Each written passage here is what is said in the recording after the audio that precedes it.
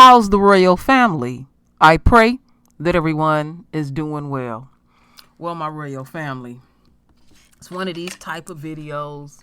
You need to go get your shit straight up.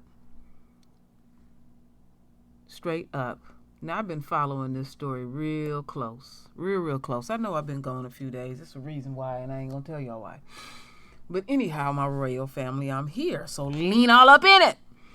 So, my royal family, Clarence Thomas, his wife told him to go to the hospital. That shit did not work. They are on your ass. Now, all of a sudden, it became a mystery. It was like, it wasn't a big deal why your coon ass was in the hospital. And then once you got out, you thought that situation that this crazy bitch that you married to, who directs you and tells you what to do, and you have literally severed your balls. None of that worked. She running you. So my royal family, there's nothing to read. It's just two videos that I'm going to present.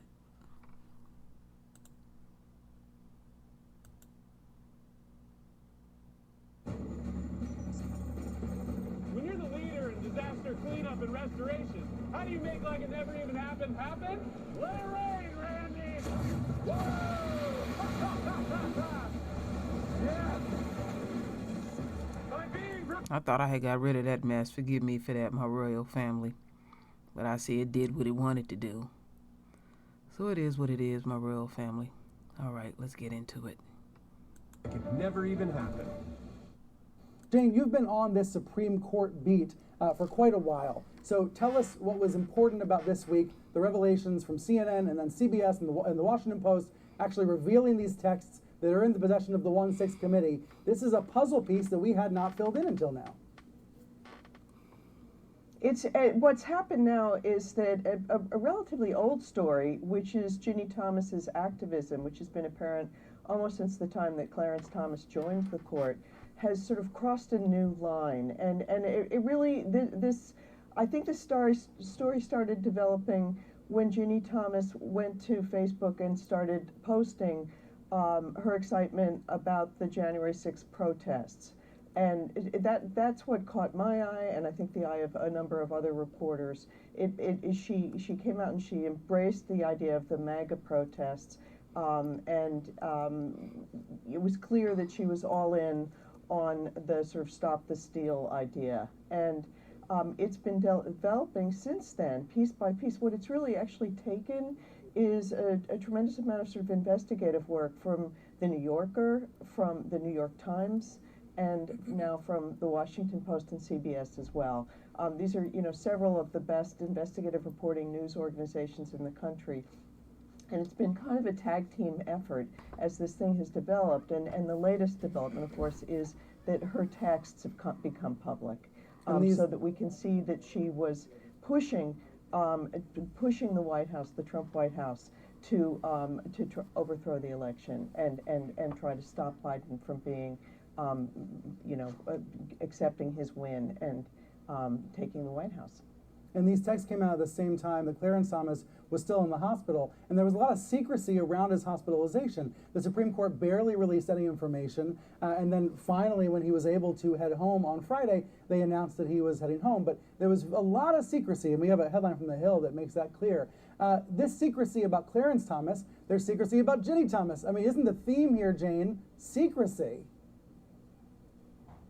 Yeah, I mean, and this has been one of the problems for reporters all along, is that the Supreme Court is so completely shrouded in secrecy, and so it's very hard to penetrate the inner sanctums there and find out what's really going on. It takes a lot of deep reporting, and it matters hugely. I think this is the thing that people need to understand, is that what we're looking at is potentially a tremendous conflict of interest for Clarence Thomas to sit on key cases that have to do with the protection of our democracy, in which his wife apparently has some kind of a major role that she's playing. And there is people think that the Supreme Court is not governed by any kind of ethics code that they have to adhere to, but it is actually, what I think many people don't understand is it is actually governed by a specific federal law that says that all judges, including Supreme Court justices, have to step aside and recuse themselves from cases in which their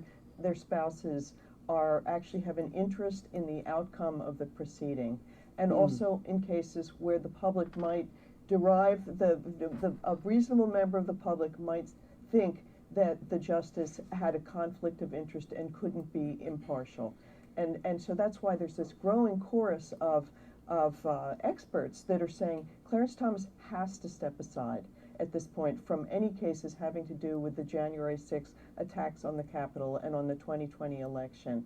And this is not just experts who are liberals. There are also conservatives now who are calling for this.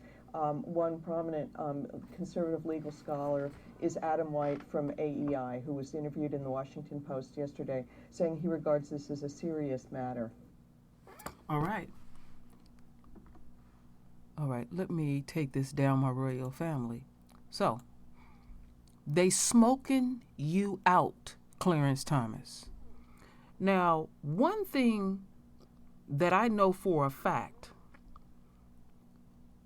when it comes to black folks and having certain positions of so-called power, again, so-called power, the enemy will demonstrate to you that your black ass don't have no power whatsoever, Clarence Thomas. Now, they can shroud your ass in secrecy and all those things that they do, but they will make an exception to the rule for your black ass. They don't like the fact that you married to Crazy. All right? Crazy. Now, Crazy been running you for the duration of your relationship. She throws her weight around. And you're not going to say nothing to Crazy because you live with Crazy, and Crazy then showed up in your household. And there's some questionable things that I have pointed out on this channel about you with Crazy. And they're going to make an example of you. There is no way that Clarence Thomas think that he can get away with what he's getting away with. Now, they're claiming in the news that there's nothing that they can do, but they will make an exception to the rule. So now we're going to go to Democracy Now! And we're going to get real deep into this.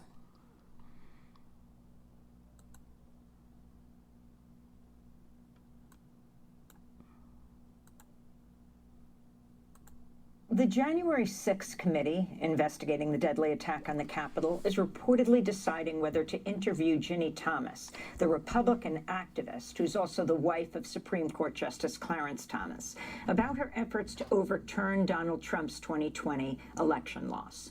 The move comes after her texts with Trump's then chief of staff, Mark Meadows, in the weeks following the election were made public last week in a Washington Post CBS expose.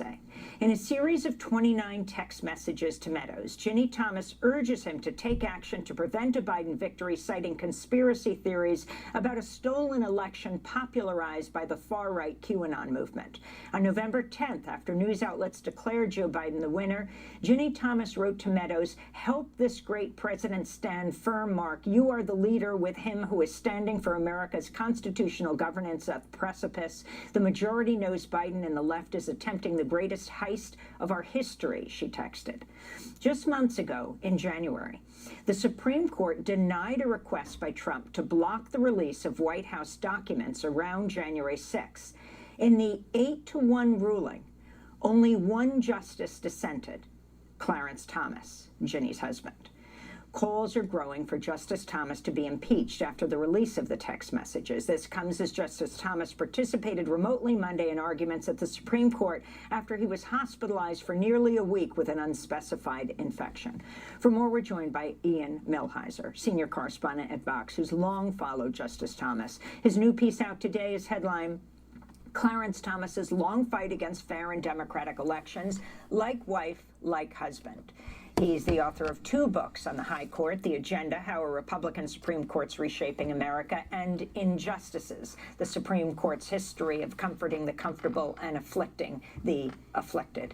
Ian, welcome back to Democracy Now! If you can talk about the significance of what has been discovered about Ginny Thomas's texts and the connection to her husband and the rules in the Supreme Court around partners ruling in cases that may possibly involve their spouses. Right. So what we know at this point is we know that Ginny Thomas was very much a cheerleader, and a cheerleader at the highest levels. I mean, she was texting the White House chief of staff about, cheering on Trump's efforts to overturn the election.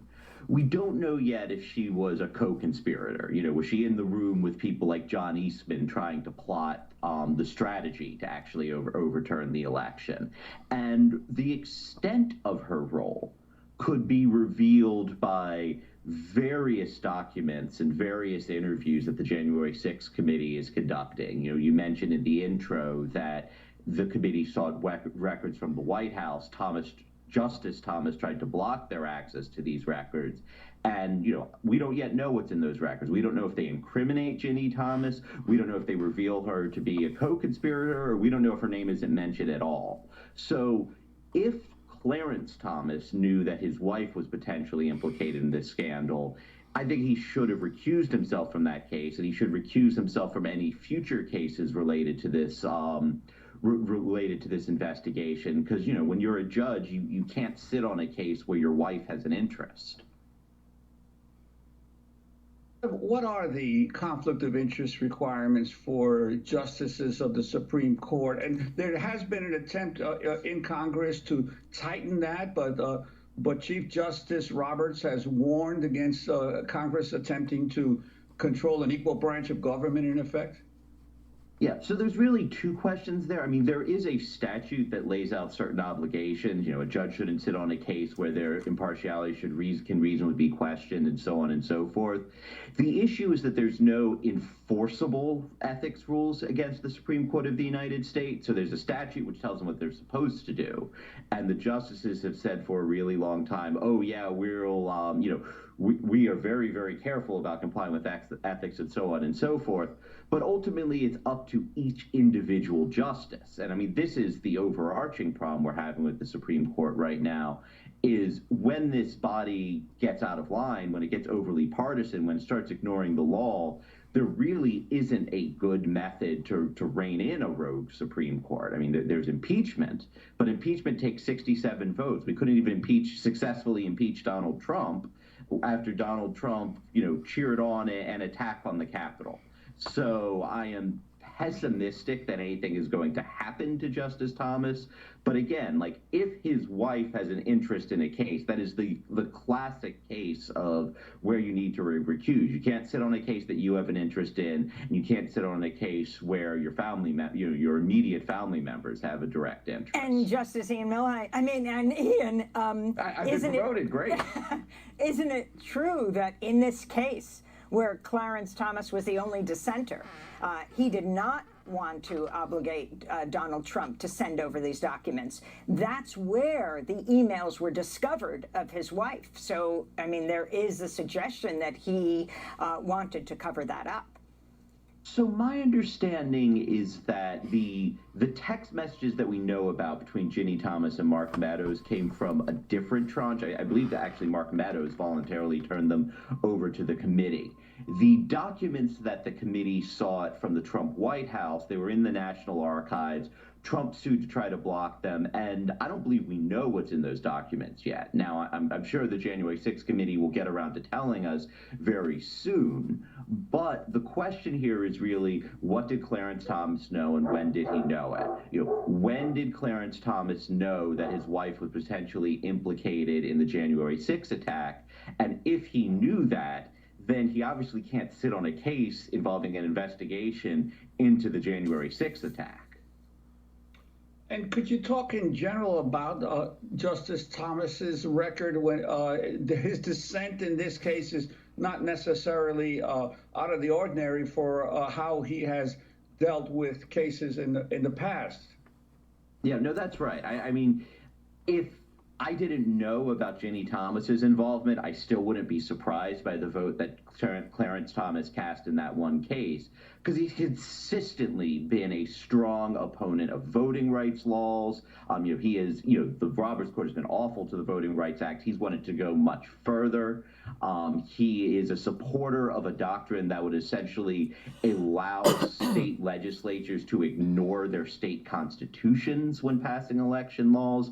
He is a huge opponent of freedom of the press. He wants to overturn a case called New York Times v. Sullivan that protects reporters from malicious libel suits that seek to bankrupt their outlets. And he just doesn't believe that the legislature should have the authority to make laws. He thinks that federal child labor laws are unconstitutional. He thinks that the ban on whites-only lunch counters is unconstitutional. He thinks that the minimum wage is unconstitutional. This is simply a man who does not believe in democracy. And so I'm not at all surprised to learn that he is married to a woman who apparently also does not have a very strong attachment to democracy. And finally, Ian Millhiser, the report that Ginny Thomas was at the January 6th protest, the significance of that, and also in these texts calling for the hiring of Sidney Powell, the conspiracy theorist lawyer who even herself in court defended herself by saying no one should have believed what I said. Right. Yeah, I mean, the fact that she was recommending potential legal counsel certainly suggests that she may have played a larger role. Again, we need to see more information. I want to know what's in the new documents. I think that the committee should try to interview Ginny Thomas. There are many people who attended the rally on the Capitol grass, which is lawful. You're allowed to rally on the Capitol grass, and did not invade the Capitol. So we don't yet know that she committed that particular crime. But again, what we need here is we need more information. We don't know yet if Ginny Thomas has done anything criminal. We don't even know whether she was involved in any of the planning. What we do know so far is that, this wife of a Supreme Court justice was a cheerleader of this coup attempt. Ooh, this is some juicy stuff, my royal family. And what I was thinking is Judge Thomas all of a sudden gets sick. And I counted, if I'm correct, 5 days in the hospital. Don't hold me to it. One of y'all look that up, please. That's a long time to be in the hospital. And then all of a sudden everything is a big mystery. Now, if anybody's following this shit is damaging. They have already smoked her out. She already has admitted, again, crazy, has admitted that she was down there with them folks. Now, she wants to minimize her role. But remember, in certain situations, she's always maximizing her role. See, 1 minute you want to minimize it, and then the next minute you want to maximize it. Isn't that interesting, my royal family? But the last thing that I want to leave y'all with, because this just tickles me pink. I wonder, where is Anita Hill? I know she's somewhere in the cut cracking up. She's a lawyer. She know how damaging this is. All right? Now, remember when one of them, because this is my third video on this, I said I was watching a documentary on Netflix about Anita Hill. And it starts out with Clarence Thomas' wife leaving this woman repeated messages saying, you owe me an apology. See, she likes to poke the bear. She don't like to leave shit alone. Wouldn't it be ironic that the way because he came in greasy, he could possibly go out greasy. And don't ever think that they won't make an exception to the rule when it comes to us. They don't have loyalty to this coon at the end of the day. And when white folks do what they do, what they signaling to us is to stay in our place, and letting ones that got so-called power, because we seen it in the Jussie Smollett case, which was double jeopardy, that they will make an exception to the rule. So there is no way possible that Clarence Thomas and this Becky that he with in the clear. I wouldn't be surprised if his ass gets sick again, however she's directing him. So this is real juicy, my royal family. I take joy in doing these type of videos. So what I need you to do, my royal family, is to render your voice with your beautiful divine words. And as always, my royal family, I thank you for your love. I thank you for your support. And with that said, Ashe.